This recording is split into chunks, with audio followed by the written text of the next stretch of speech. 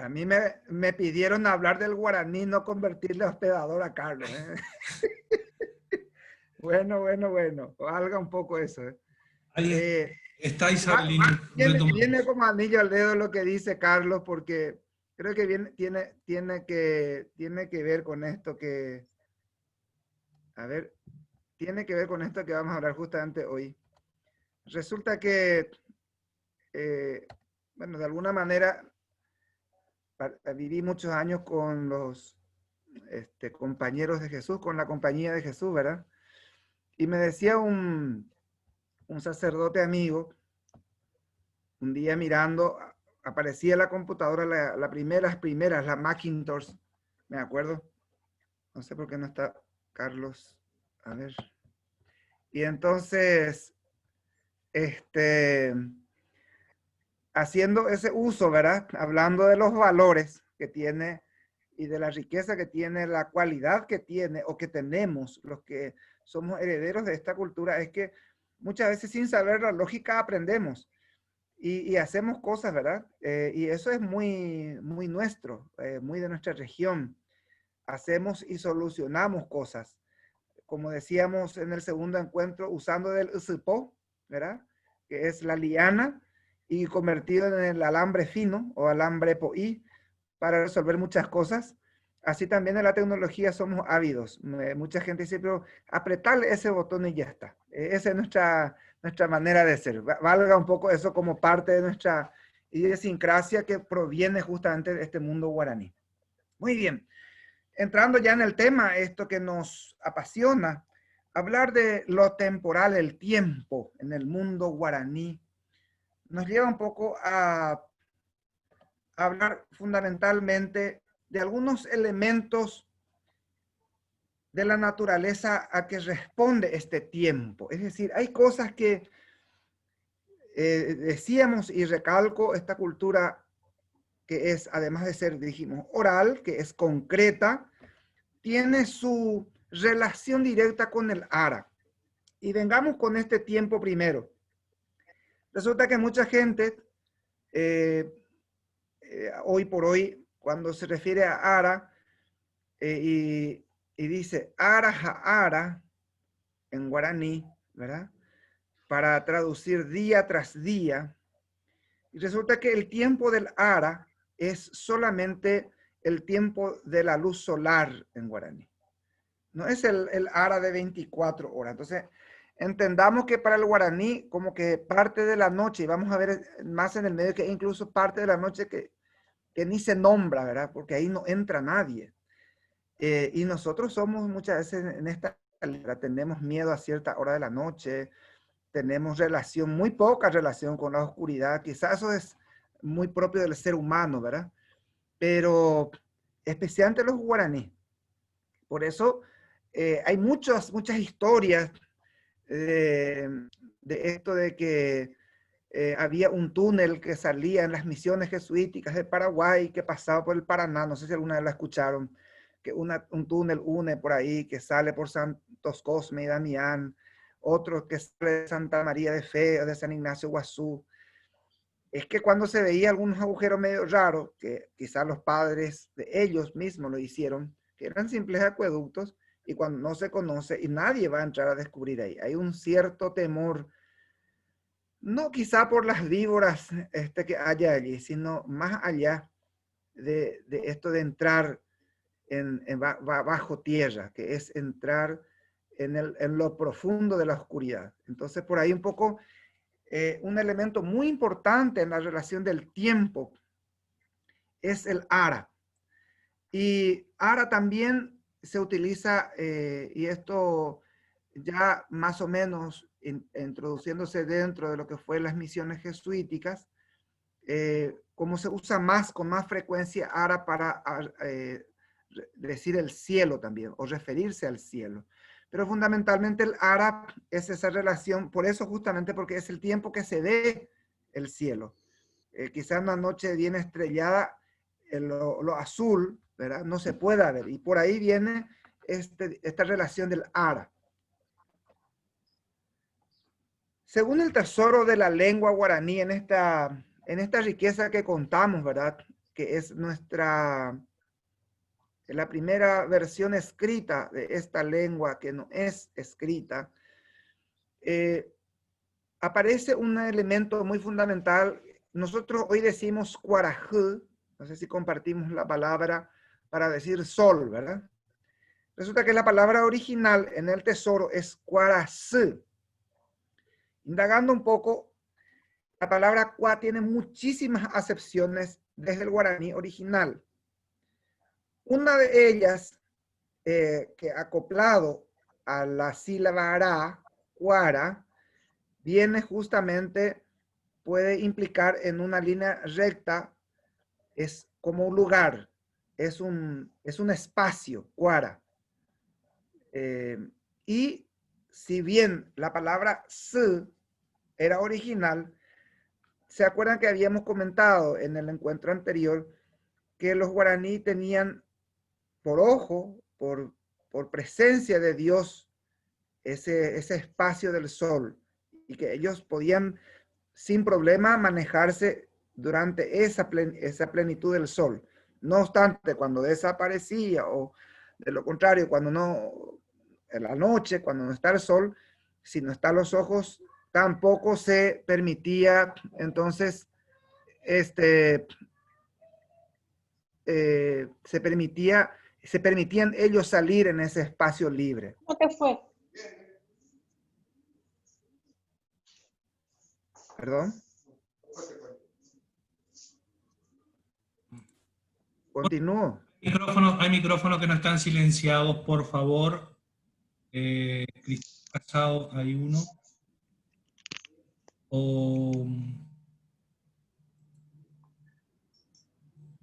Está. Continuamos. Gracias, Carlos. Entonces, el cuarazú sería el lugar donde vive, evidentemente, o de donde se supone que viene esa vida misma. El concepto mismo que tenemos hoy dentro de lo que es la naturaleza, de lo que provee el sol para la vida. Su dijimos que era madre, ¿no? Y en esta misma línea, el lugar donde vive el que da la vida, el que te permite estar, ser con los demás. Entonces, la relación con el sol es vital, y por ahí que vamos a referirnos un poco a la relación del tiempo, que muchas veces muchos se han mentalizado incluso en hablar. Yo no quiero muchas veces decir, porque creo que compartimos eso todo, pues yo ya viví con mucha gente, cuando hablamos del término horario, la gente dice hora paraguaya, dice mucha gente, ¿verdad? Pero yo creo que hay una hora para todo este territorio. Todos convengamos que muchas veces esa hora o no es exactamente el o'clock del inglés, ¿verdad? Entonces, ahí aparece, ya partiendo un poco más, el yazú. De acuerdo con los registros que tenemos de Montoya, de nuestra, de este libro que estamos hablando, esta riqueza, el yazú, que es la luna, entonces nos permite hablar de un mes. Entonces hablamos de yazú píramo, o yazú gajú, como hoy en la literatura actual decimos, ¿verdad? Que es principio de mes, yazú o Jehová en Gem, botáramo, mediado de mes. O Jehová es un guaraní antiguo, un G también un guaraní antiguo, de hecho es el registro propio de Montoya. O Jehová es como decir hoy en guaraní actual, o Jehová, que sería que se mueve, y va como que completando la plenitud. Viene de Tenge, en el guaraní actual paraguayo. Botáramo, bota es cerca o cercano, que va a mediado de mes. Yasucañú, que sería más o menos al final de mes. Y Yasasayéramo, que está la luna a medio cielo. Esto es un poco del registro de Montoya para que tengamos, que tengamos un poco nosotros la claridad, ¿verdad? ¿Y por qué hablamos del yazú en esta línea? Y hablamos del yazú porque necesitamos nosotros entender de que los meses, como decíamos, en el tiempo que transcurre, nosotros hacemos posible de que los meses, estos meses que no son exactamente 30 días, sino que se refieren a este tiempo. Y allí mismo tenemos registrado estas famosas obras de arte que tenemos las misiones jesuíticas, del cual somos todos testigos, muchos dueños de estos tesoros. Dice, como una madera, evidentemente la madera dura del Paraguay, de la selva virgen, de nuestras regiones, han hecho esculturas que perduraran en el tiempo. Pero estas esculturas tienen su secreto, es decir, fueron echados en el Yasirapuramo, en el Yasiraú. La poda, perdón, en el Yasirjó, en el Yasiraú, evidentemente no habría que tocar absolutamente nada. Entonces hay una relación interesante. Creo que comenté el otro día el tema incluso de sacarse las uñas. Eso mucha gente comparte de nuestra, cuando está la luna nueva, eso no hay que tocarlo, porque si no, ya sabemos lo que nos depara, ¿verdad? Entonces, quizás no hablamos la lengua, pero hay un conocimiento intacto y somos fieles a eso. Es impresionante. Y más todavía, pensando ya en otro seminario, cuando comencemos a hablar de estas celebraciones de los ritos, qué interesante es cuando la gente comienza con su ritualismo que no sabe dónde saca un decálogo largo, ¿verdad? De horas y horas que no, porque esto, no porque lo otro, ¿verdad? Es impresionante. A mí me habían dicho, por ejemplo, que mi pelo, bueno, lo poco que me queda justamente tiene relación con alguna mala relación con la naturaleza, ¿verdad? Más allá de que sea genético esto, me han explicado y me ha dicho una mujer indígena cuando en Barihui vivíamos con el padre Melia y, y me había dicho, mira, esto porque lo tocó una mujer en la luna que no correspondía y lo tocó una mujer, tu peluquera es una mujer. Entonces, mire, y bueno, yo ya tengo, después solamente mi papá, después mi papá falleció y ahora, bueno, gracias no crece tanto para no tener tanto lío, ¿verdad? Pero les digo nomás, y queda eso impregnado en uno, ¿verdad? Yo ya lo tengo en cuenta a partir de ahora. Son cosas que van pasando. Las fases de la luna que se describen en guaraní, evidentemente el Yasuprajú, que como les decía hoy, la luna nueva, como les decía que en guaraní moderno, por decirlo así, el Yasucacuá o luna creciente, el Yasuputuangaibo o menguante, que esto lo recogemos todavía de Montoya.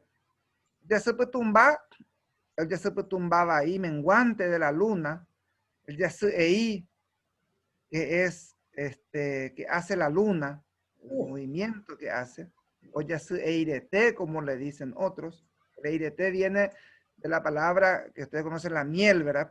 Pero no es precisamente la luna de miel, quiero aclarar eso. Ya sé oike, que ahora es oike, es ponerse la luna. Ya se ovaene, la luna que se muda. Ya se ova guazú, la luna llena. Ova viene de Jehová, que es la cara, Tobá. Ya se ova pembay, ovape yasú, la luna menguada, la luna medio acortada, dice. ¿Sí? Y o cuando nace también, cuando comienza. Y Ovapese yasú asoma la luna. Todo en relación a este tesoro guaraní, que muchas palabras y muchas maneras de decir aún la conservamos.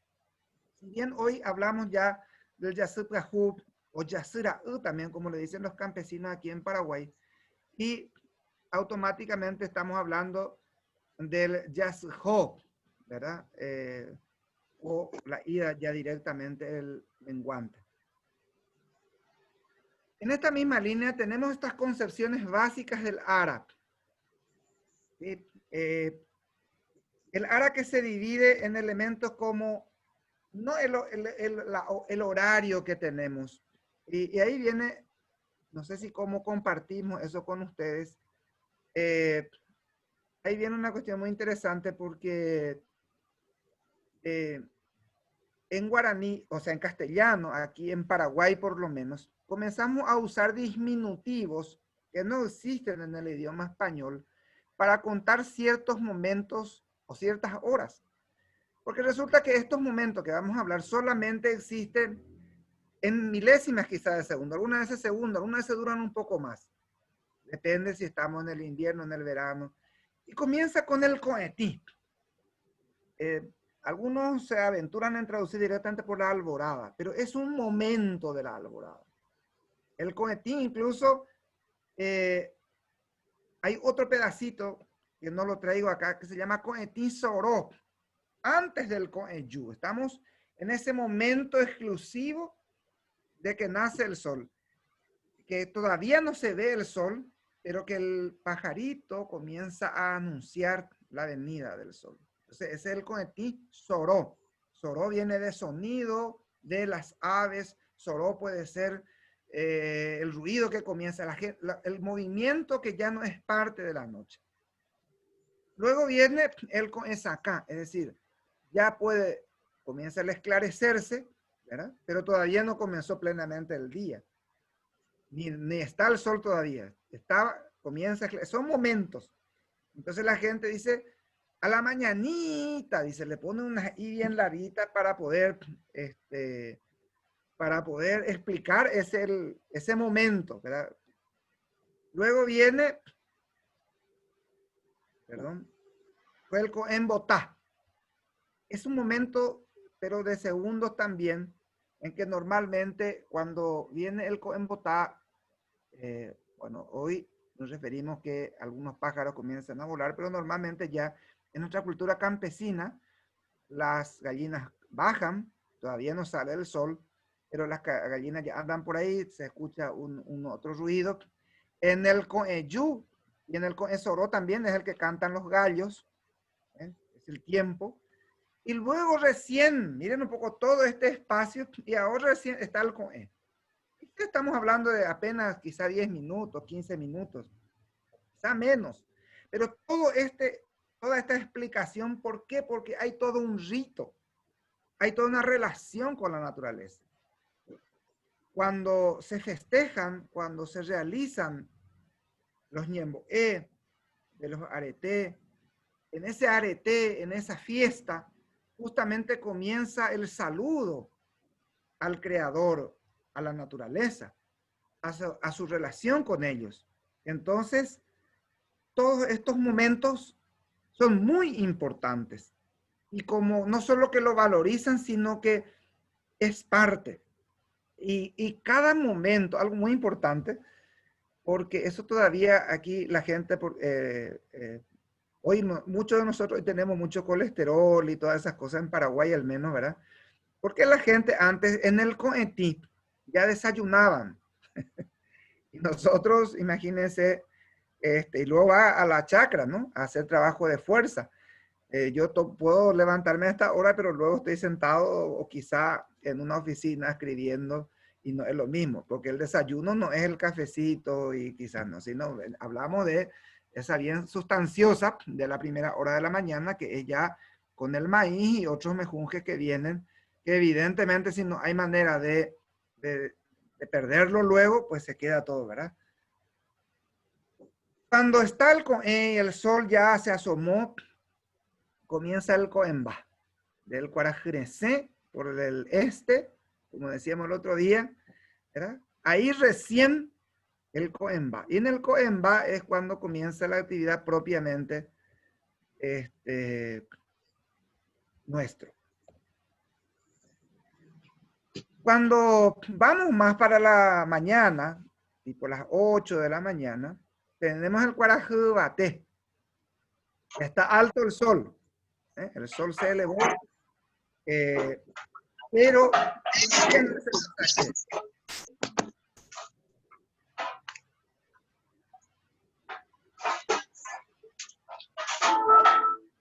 ¿alguien? Por favor, los micrófonos abiertos, por favor. Hay gente que tiene micrófonos abiertos. Es que están ingresando la gente.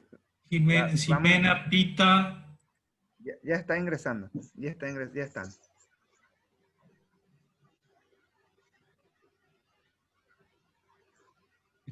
Estamos Isabelino, perdón. Perfecto. Entonces, tenemos el asayé, que es la media mañana, por decirlo así, pero luego hay una palabra que aquí por lo menos hoy por hoy usamos mbute, que la palabra original es pute, asayé pute, porque pute también es, hoy en guaraní actual es aspirar, ¿verdad? Pero la palabra original es asayé pute, para implicar ese mediodía exactamente, ¿sí? Y luego automáticamente viene el ka'arú. Pero el ka'arú otra vez va para la tarde y va a la tardecita. Esta tarde que viene larga en el castellano para nosotros. Porque sabemos que hay muchos momentitos del momento que el sol comienza a caerse. El ka'arueté y luego comienza ka'arueté cuando el sol comienza a bajar y cuando el sol da sus últimos brillos comienza el putú para. Todavía hay claridad, ya no está el sol. Entonces el pará, como decíamos el otro día, en este contexto, que significa también algo difuso, ¿sí? Algo que en el horizonte pueda marcar o que pueda perderse la vista. En otras palabras, el horizonte, ¿no? Eso decíamos cuando hablábamos de pará, wa, una vez que comienza la tardecita, comienza evidentemente a caer la noche. Y por fin cuando está todo completo, ahí recién es el putún de la noche o el pujaré, como decimos hoy. Y luego va el pujaré puté o pujaré buté, que es el transcurrir entre lo que va de las, más o menos, de las 11:10 para algunos 10 de la noche, porque ya nadie se mueve, hasta la medianoche. Pero algo muy interesante, y lo estuve remirando nuevamente, no hay palabras entre lo que va de 12 de la noche, más o menos entrado hasta las 3 de la mañana, un poco menos. El cohetí más o menos, si vamos por la hora, por los números arábigos, comienza a las 3 más o menos, 2:30, 3 de la mañana, con el lucero matutino. Y hay un espacio, y es muy interesante, porque en ese espacio justamente es que yo me río cuando, bueno, por aquí, campamentos propiamente no he vivido, pero sí he vivido con jóvenes en colegios donde vivíamos todos juntos, así en un colegio por semana, con escuela de campesinos, y increíble, la gente hasta las 12 podía darse el gusto de salir, pero pasando las 12, nada, podía aguantarse todo, porque imagínense que el sanitario normalmente no había dentro de la casa, era afuera, ¿no? Y más todavía en los campos, así que tenemos de mucha gente, hay que salir, nadie. Pareciera que la seguridad comienza a cierta hora de la madrugada otra vez. Y esto es increíble y lo vivimos de alguna manera todos. Yo creo que compartimos porque también un día estando no hace mucho, en el 2018, en el Brasil, me tocó compartir en una casa ajena donde me llevaron para pernoctar y también los dueños de casa tenían esta sensación, ¿verdad? Es decir, si muy entrada la noche, en su portugués, portuñol me decía, si me molesto porque me pusieron en una pieza un poco más separada por un pasillo que si necesitaba, que bueno, podía buscarlo, pero bueno, es que era muy necesario.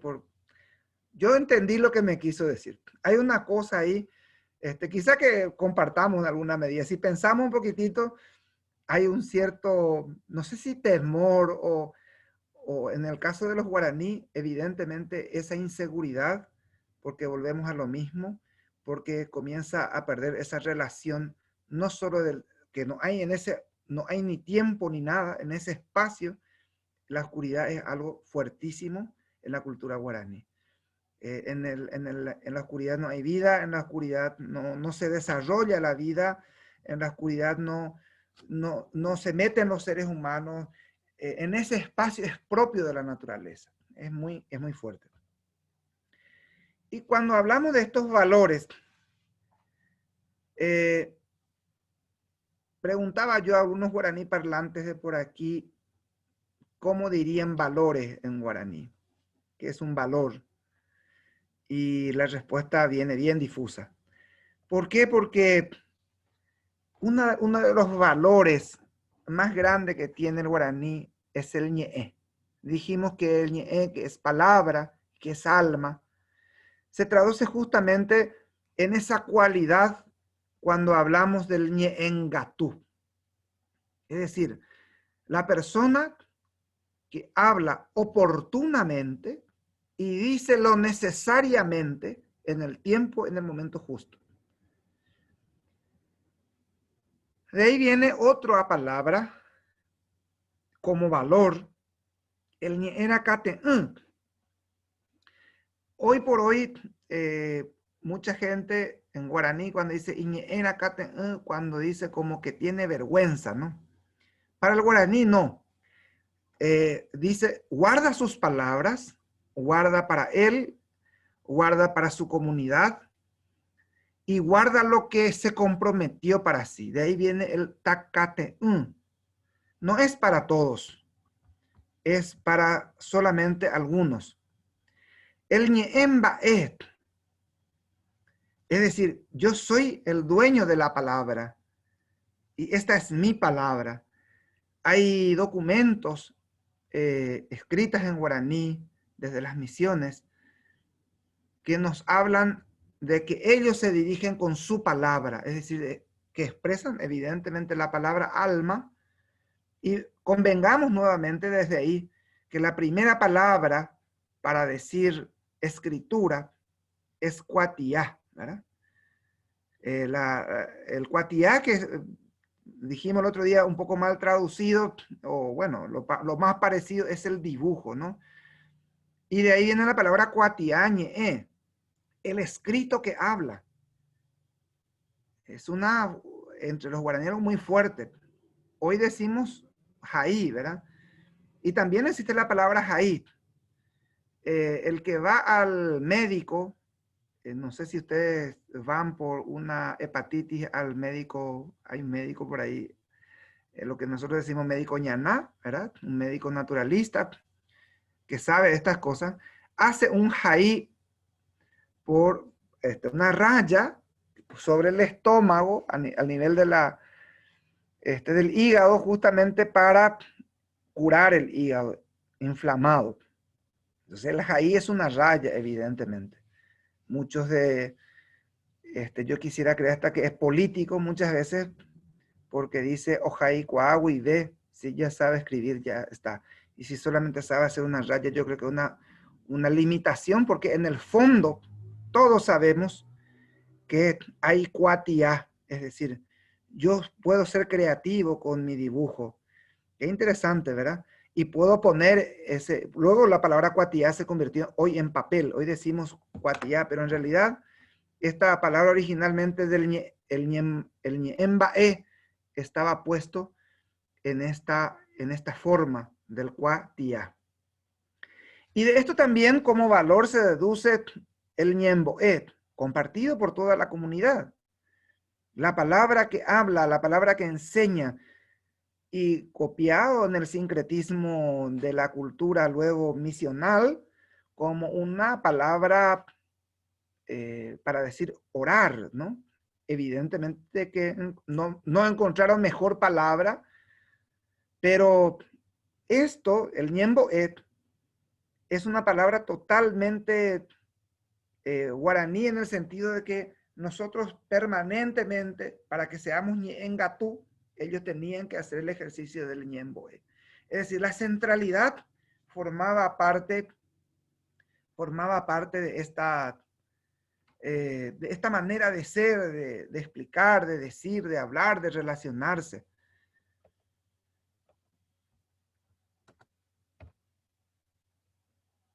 Este espacio es compartido por el Tecojá. En el primer encuentro, si mal no recuerdo, compartíamos una palabra, una frase de Meliá, de Bartomeu Meliá, que nos hablaba de que si perdemos el Tecojá, Si ellos pierden su tekojá, si no hay tekojá, no hay tekó, y si no hay tekó, no hay lengua. Es decir, el tekojá es el lugar donde se desarrolla evidentemente ese espacio donde no solo se limita, sino se esparce el ñengatú, el ñerakatú, y donde uno puede propiamente expresar su condición natural y su relación natural con los demás. Y a partir de allí también un espacio mucho más, pero compartido por todos, que es el tetá, el shenetá, ¿verdad? Es una palabra que va más allá del tekojá, porque el tekojá se refiere específicamente a ese espacio físico donde en ese momento están viviendo. Si yo digo, y se traduce hoy por pueblo, ¿verdad? Incluso algunos traducen por país. Hablamos Xenetá, Paraguay, Xenetá, Argentina.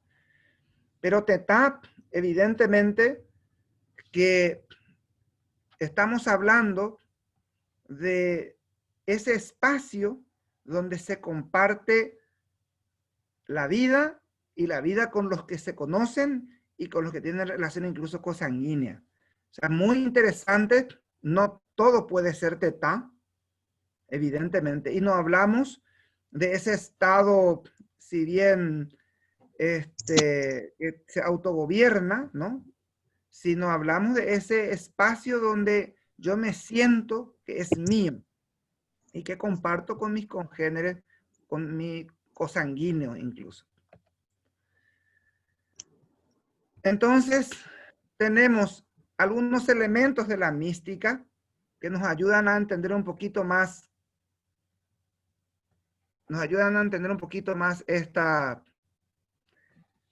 estos valores. Hoy en un guaraní más nuevo, por decirlo así, compartimos en Paraguay al menos la palabra mboraljú para hablar del amor. En esta cultura concreta la palabra original es poraljú. Es decir, la mano es el que permite acercarse al otro. De ahí vamos a, como decíamos el otro día, el yopoy, por ejemplo, que es una mano que le hace sentir al otro. Otro elemento como valor y ya muy interesante es el mba'eposhib.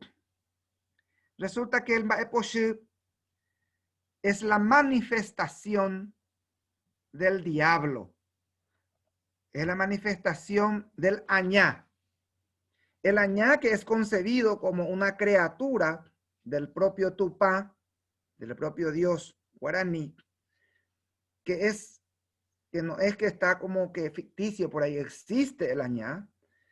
En la concepción yo le escuché a algunos nietos ya de los Aché que contaba que son guaraní ya actualmente, ¿verdad? Entre los Mbá, que decía, por ejemplo, que el añá andaba por ahí, que es una persona de estatura relativamente no mayor de metro, más o menos, como explicaban, y que se sabe mimetizar, anda por ahí presente y que está pescando el momento en que nosotros, o que nos induce a hacer esto, a hacer algo feo, ¿verdad? Entonces, a partir de ahí, la manifestación en la persona humana del aña es el poshir. Y hoy usamos como lengua, lastimosamente, hemos menguado, ¿verdad? La palabra, en guaraní paraguayo actual decimos poshir cuando alguien se enoja nomás. Pero entre los guaraní, si realmente había la manifestación del diablo, ellos no permitían que continúe en el aretá, en su espacio, viviendo con ellos a esa persona. Era inconcebible. Es mejor que se retire, y lo retiraban. De ahí incluso hay elementos, por ejemplo, y hay discusiones de que la mirada es tan fuerte en el poshir de que uno no puede volver a mirarle al otro. Y se acuerdan que hablábamos también de la mirada como parte de la educación. Pero en ese sentido, alguien, cuando realmente hay un enojo, más que el enojo, ¿verdad? No puede ni mirar Y mucha gente dice, no puedo ni mirarle, man. Hay algo.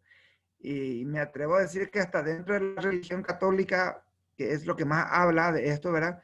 Hasta hoy no se ha llegado, creo, a evangelizar en el Paraguay al menos ese elemento que es el enojo, ¿verdad? Porque la gente habla de perdón, pero sí te perdono, está todo tranquilo, pero no te puedo seguir mirando. No sé cómo te explico. Y hay cosas así, ¿verdad? Que ocurre en nuestro ser. Esto es bien guaraní. Y ahí viene, para ir un poco como cerrando, todo este espacio temporal y este espacio de los valores se desarrolla en el tetá. Y quiero traer una palabra del tesoro de la lengua guaraní, el tetama. Resulta que el tetama, ustedes si miran el himno nacional paraguayo, la traducción en una de las partes dice tetama. Pero tetama es una manera de decir que son, es un decir entre los guaraní de que son parientes. Vamos a sencillar la palabra como decimos acá. Vamos a decir más sencillo. Entonces, el tetama viene a ser la relación que hay entre los propios parientes que incluso pueden entrar en el opú. El opú o lugar, o que podemos traducirlo si queremos como la iglesia, lo físico de este espacio, de una piecita donde solamente entraban los representantes para rezar, válgala. No cualquiera tiene acceso al opú. Es un rito bien guaraní y es muy exclusivo. Yo nunca tuve oportunidad de entrar en un opú. He participado, he escuchado de fuera, pero nunca he visto esa. Solamente tenemos descripciones del opú, de boca del padre Melía, que fue el único que fue permitido entrar en un opú después de vivir muchísimos años con ellos en su aldea. El tetama entonces, o el aretá, como decíamos, y viene el otro día como veníamos diciendo, ¿verdad? ¿De dónde vienen estas palabras? Nos decía una compañera por acá también, recordando un poco cuando decía camburetá. Acá cerca de San Ignacio, por ejemplo, hay una barraca, un lugar donde se llama Bacaretá, la barraca. Entonces, es interesante porque vaca, ¿no? Bacaretá, el lugar donde viven, evidentemente. El lugar donde se desarrollan, no tiene quizá un límite. Ese espacio que está ahí viviendo es el concepto de tetá. Y por eso quizá en una concepción más actual, pues bueno, en el lugar donde se produce la leche, en el lugar donde hay la leche es camburetá, por ejemplo, como decíamos el otro día. No, nunca hay que tomarlo como la traducción literal de entender como país, ¿no? Sino el lugar donde hay esto. Y entonces, en esa misma línea también decía una compañera por acá, quería traer la colación, no me acuerdo quién, una de las participantes me decía en el chat, nos hablaba del Yasuretá. Y me acuerdo un día yo le pregunto a un guaraní acá de Pindó, cerca de Ayolas, y le digo, ¿qué es Yasuretá? Como si realmente yo no conociera nada, absolutamente, ni estaba mezclado con nada. Y me dice, sencillo, nosotros vemos que la luna en la noche está, su lugar natural es el agua. El lugar donde vive en la tierra la luna es el agua. Esa es la explicación que me dio. De ahí viene Yasú, luna, y de tal lugar donde vive el agua. De ahí sale seguramente todas las noches para iluminarnos, porque uno ve el reflejo. No olvidemos que ellos nombran lo que ven. No hay más, no hay otra cosa más que esto, ¿verdad?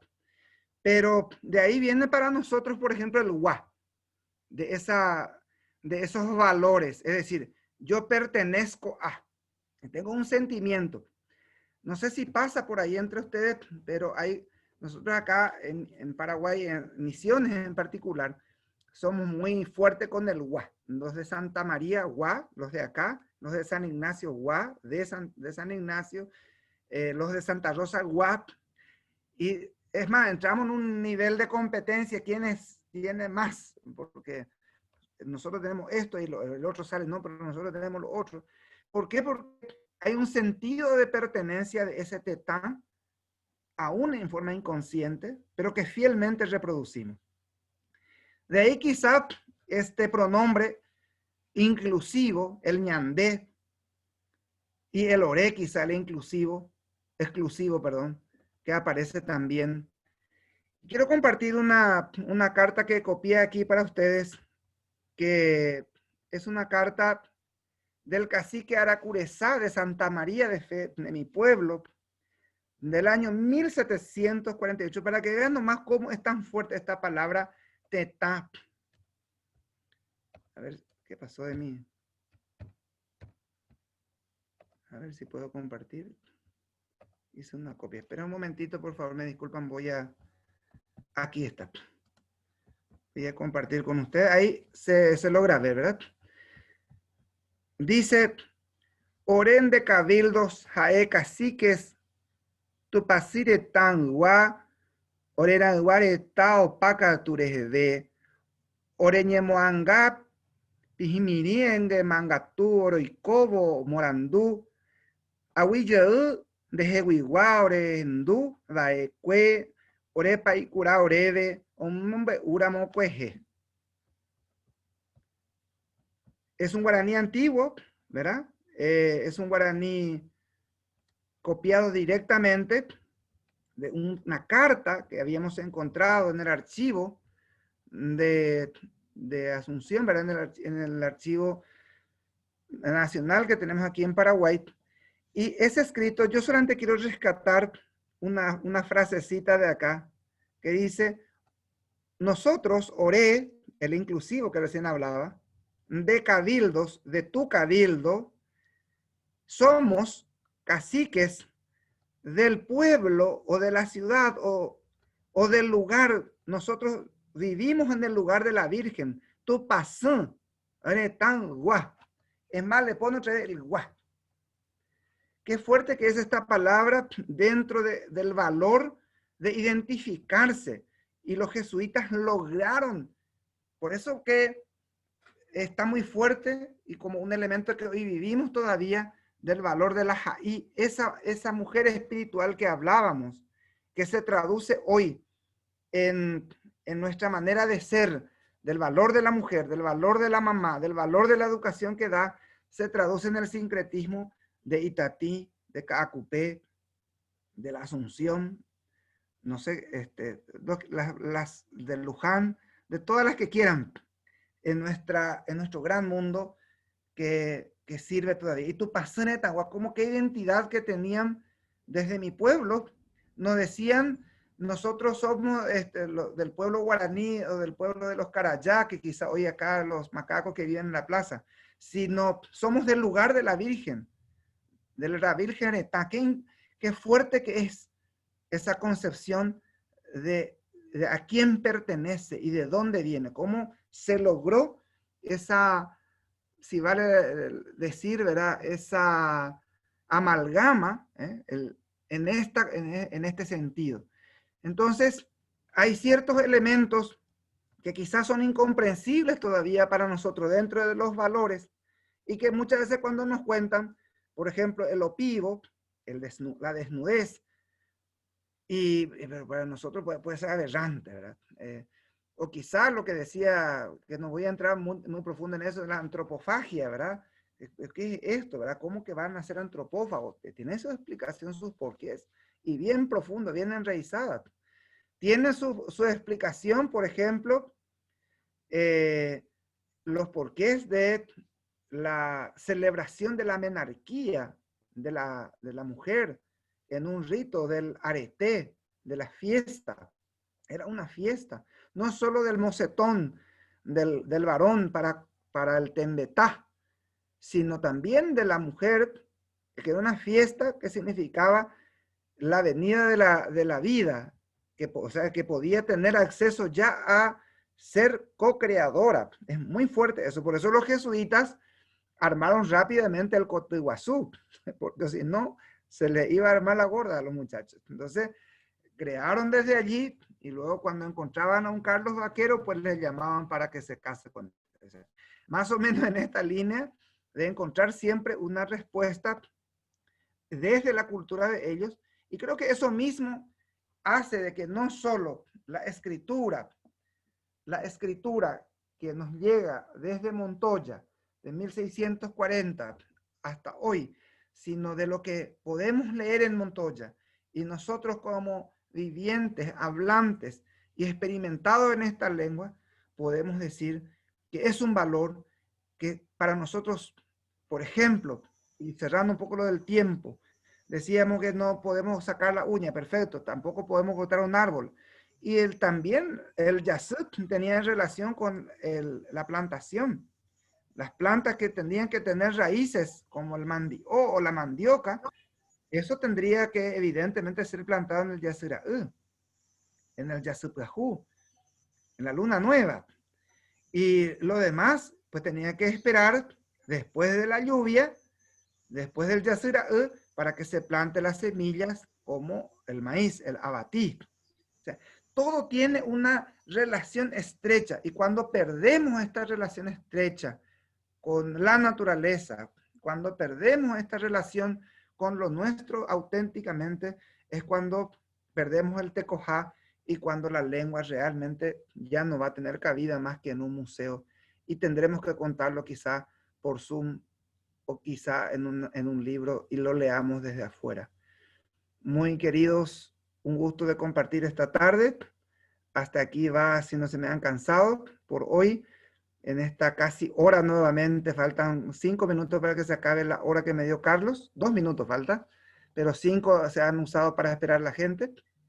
Entonces, está abierto para las preguntas como siempre, y si hay alguna acotación, y si vale también, y si puedo responder, por supuesto, porque nadie sabe todo. Si bien es una manera de ser guaraní que siempre queremos encontrar la respuesta, eso es muy guaraní. Siempre queremos dar soluciones. El guaraní es un líder naturalmente sabio que nunca va a encontrar la negativa, sino siempre va a encontrar la respuesta para las cosas que hay y para lo que se necesita saber. Muchas gracias. Bueno, quedan abiertas las preguntas, a los comentarios, a las opiniones.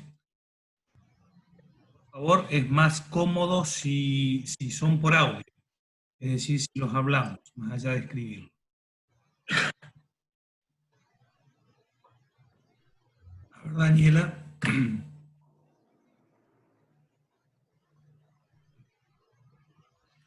De Daniela hay un comentario aquí que aprovecho para leerlo, pero vuelvo a pedir si los pueden decir oral. Profesor, respecto a la flor del murucuyá, ¿tiene que ver con la relación del niño con su madre? A ver, abro el micrófono. Bueno, resulta que, ¿se acuerdan que hablamos en uno de estos días de seminario del murucuyá, que evidentemente es la flor por excelencia del arete? Entonces, a partir de allí, la flor implica esa relación cuando ellos se colocan la flor como guirnalda, como un adorno, aparte de las rayas que muchas veces vemos. Todo eso tiene un significado, ¿verdad? De lo que se ponen para sus ritos. Y esa relación es no solo del niño, sino desde el vientre materno. Muchas veces, y yo esto lo viví con los mbua, para una mujer que ya sabía, porque ellos sienten el O, el puru A, que es una palabra muy interesante. Puru es prestar, A es el alma. El ombligo en guaraní es puru A. El ombligo es por el cual la madre presta la vida. Entonces, en el momento que sabe que presta la vida, hay una flor en Murucuyá, esa relación que comienza con la madre y que comienza a florecer. Lo escuché también de un cacique, esto hablando un día, del Murucuyá como en el sentido de que es la vida misma que florece. Por eso es que esa relación muy fuerte, ¿verdad? El murú es como purú también, por eso hay una palabra en guaraní también que purú a se dice cuando uno está embarazada. Son palabras que para nosotros a lo mejor en el sonido pueden variar, pero en el significado tiene una misma significación, ¿no? Una misma fuerza. Y siempre esa relación con la naturaleza, insisto. No sé si respondo a la pregunta de la compañera.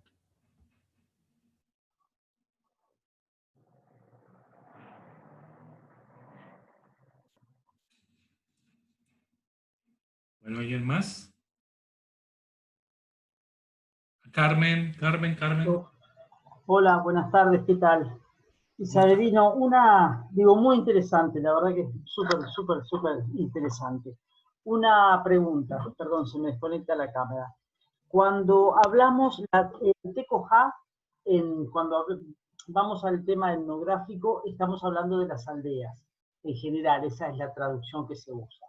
Mi pregunta es, cuando hablamos de Tetá, por la particularidad que yo es la primera vez que escucho la palabra y no la he visto a nivel etnográfico, ¿podemos estar hablando, podemos pensar en las casas comunales, donde las relaciones de parentesco extenso y demás? Totalmente. Es más, ellos hablaban del aretá guaraní, por ejemplo. Es decir, reconocerse como parte de un todo, ¿verdad? Esa relación muy fuerte lingüística, la relación. Carlos el otro día nos hablaba también del apropiamiento que los guaraní lo hacían de otras, de otras tribus, de otras aldeas cercanas, como que se hicieron de los guayaquí, que luego, por ejemplo, fueron guaranizados, por ejemplo, que es un caso muy particular. Evidentemente, en esta misma línea, nosotros tenemos de que ese tetá es ese espacio geográfico mucho más grande que comparten en plenitud.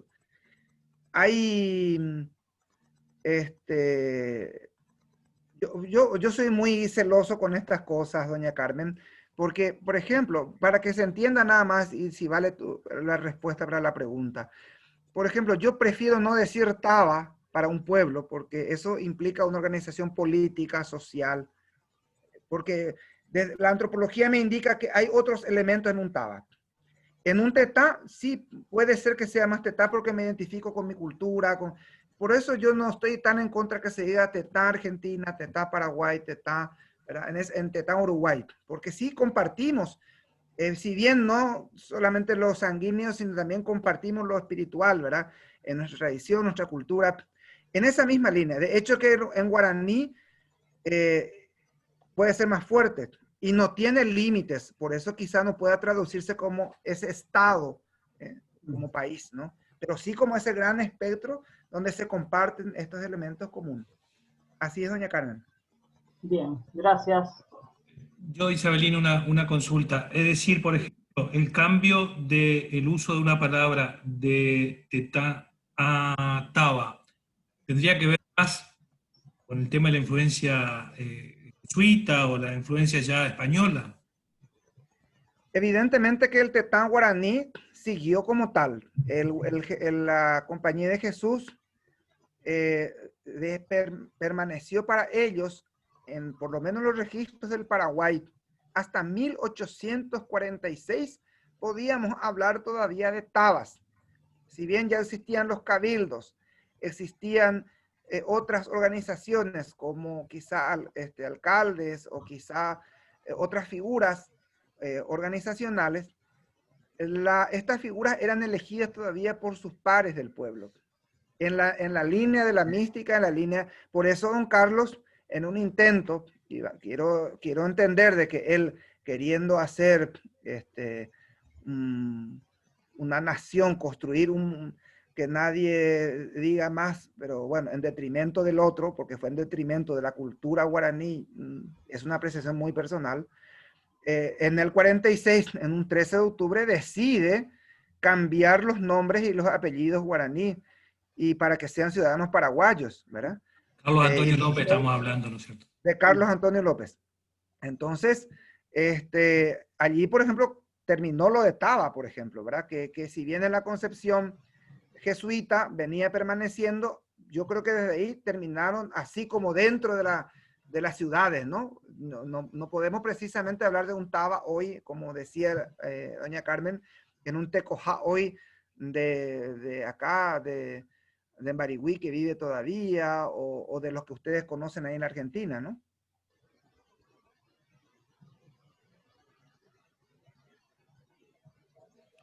¿Alguien más?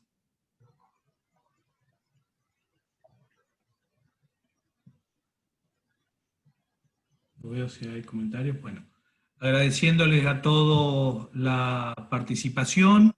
Sebastián seguramente les va a contar del próximo módulo, que ya tiene una fecha tentativa de inicio, y la temática que también va a estar a cargo siguiente del profesor Isabelino, el licenciado Isabelino Martínez. Para mí ha sido un gusto compartir con ustedes. Seba. Gracias, Carlitos, estaba desmuteándome. Sí, efectivamente, bueno, también agradecer a todas las chicas y todos los chicos que nos acompañaron en este primer seminario, por supuesto al profe Isabelino, un maestro, muchísimas gracias, realmente un contenido de gran valor para todos nosotros. Y como decía Carlos, sí, ir adelantando que ya tenemos preparado el segundo seminario de este ciclo de identidad cultural, para el cual seguramente vamos a ir ampliando la información. Ya tenemos los contactos, ya ustedes también tienen nuestros contactos como para hacer todas las consultas que después quieran hacer con respecto a este seminario que terminó y para el próximo, que vamos a estar definiendo bien la fecha, pero que ya tiene su nombre y apellido, va a seguir con el profe Isabelino, así que bueno, ya van a estar ustedes bastante más amigados con la temática, con la mecánica. Sebastián y compañeros, solamente para saber un poquitito, ¿verdad? Y a modo también de agradecer, y respeto mucho al auditorio que nos acompaña, porque cada uno tenemos nuestros conocimientos, nuestras apreciaciones personales, y el respeto que tuvieron también todos, quizá porque algunas concepciones que ustedes tenían, bueno, puede que no haya sido la misma, ¿verdad? O bueno, sea una novedad, una manera de mirarlo. Y yo aprecio mucho este espacio que también podamos nosotros encontrarnos y reflexionar sobre algo que a mí me apasiona y llevo como un buen tiempo, bastante tiempo, indagando, viviendo, porque lo que hice fue eso del guaraní, aprender mirando, aprender con la gente, aprender con mi gente. Y entonces eso quisiera transmitir y puntualizándonos más, el próximo seminario tendrá como eje central el tema de las celebraciones. Vamos a apuntar para allá, ese mundo guaraní que celebra en diversos ámbitos de la vida y que va a tener una temática seguramente mucho más complicada porque ahí nos va a sacudir ciertas cosas que hacemos, desde simplemente nuestro sincretismo, poner una vela que había que tener relación con algo más fuerte que eso, y que había sido, los jesuitas aprovecharon también, porque siempre hay que poner como ese puente, ¿no? Hay un puente entre nuestra cultura, nuestro tecó, y nosotros hoy. Pero hoy tiene muchísimas explicaciones. O sea, hacemos nosotros cosas que quizás fielmente no la hemos perdido, porque esa fuerza de nuestro idioma, quizá hoy no hablada por muchos de ustedes, está tan vivo en nosotros que la resolvemos de esa manera. Incluso vendemos porque hacemos turismo, hacemos religión, hacemos simposios, hacemos mates comunitarios. Hoy cuando el COVID no podemos hacer, pero bueno, todo eso hace de que nosotros convengamos de que si bien un sociólogo hablaba de ese interés de encontrarnos en la mesa, yo llevo más al extremo, el Tata de Puyeré, ese alrededor del fuego, que ya nos permitía encontrarnos y mirarnos de cara a un sinfín, es decir, no solo ese espacio, sino eso se proyecta al mundo, porque esa era la intención del Yeré, del entorno. Entonces, esa riqueza lo vamos a hablar con más detenimiento en el próximo seminario. No soy quien para invitarles, pero les invito, por supuesto.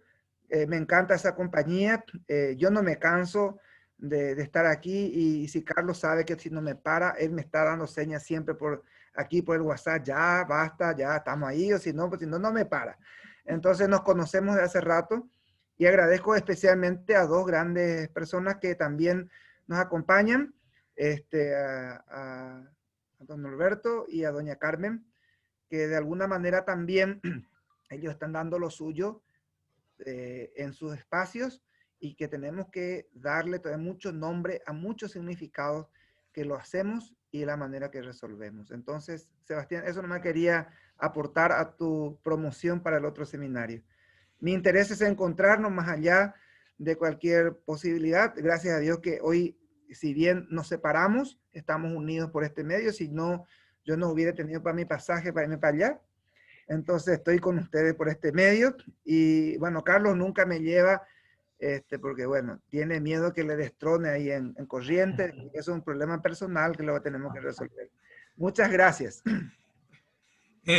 Un temita más de despedida. Como los seminarios quedan disponibles para compartir en un canal de YouTube de la Fundación, la gente que se quiera sumar, digamos, va a tener acceso a esas cosas para no quedar descolgado de lo que ya charlamos, de lo que ya estuvimos viendo. Así que a los que quieran invitar, la gente de la universidad, o otra gente interesada en participar, para nosotros siempre va a ser un gusto que nos acompañen. Yo unas últimas palabras, Carlitos. Nada, a todas las chicas, a todos los chicos, muchísimas gracias de nuevo. En cuestiones administrativas, nosotros a partir del lunes ya les vamos a empezar a enviar los certificados digitales, ¿sí? Que van a tener la firma digital del presidente de la fundación, van a tener los sellos correspondientes, ¿no? de la institución que nos acompaña.